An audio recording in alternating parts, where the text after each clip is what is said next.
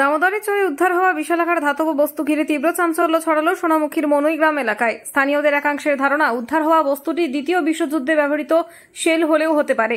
দুর্ঘটনার আশঙ্কায় এলাকা ঘিরে সেনাবাহিনীকে খবর দিল পুলিশ। প্রসঙ্গত, বেশ কয়েক বছর আগে পাত্রসায়ের এলাকায় দামোদরের চরে সিলিন্ডার আকৃতির একটি ধাতব বস্তু উদ্ধার হয়।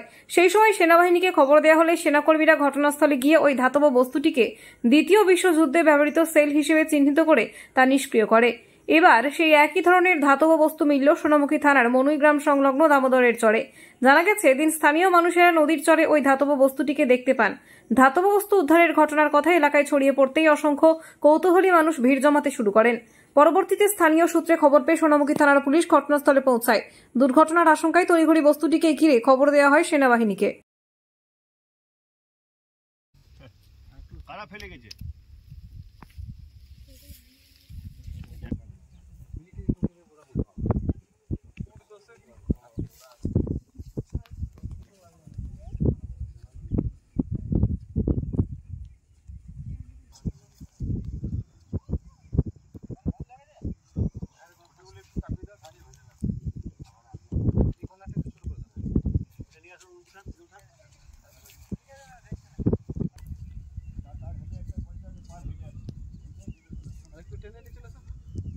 অ্যাকাউন্ট নাম্বার চাইছে তো ওইটা কোন হ্যাঁ অ্যাকাউন্ট নাম্বার চাইছে একটু এগিয়ে দাও বাস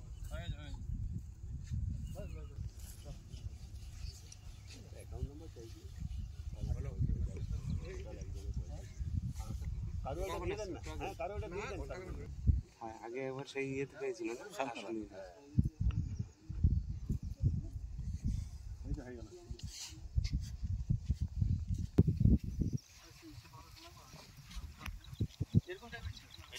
ঠিক আছে সুন্দর হয়েছে অল্প কাম করো না চলে যাবে এটা চলে যাচ্ছে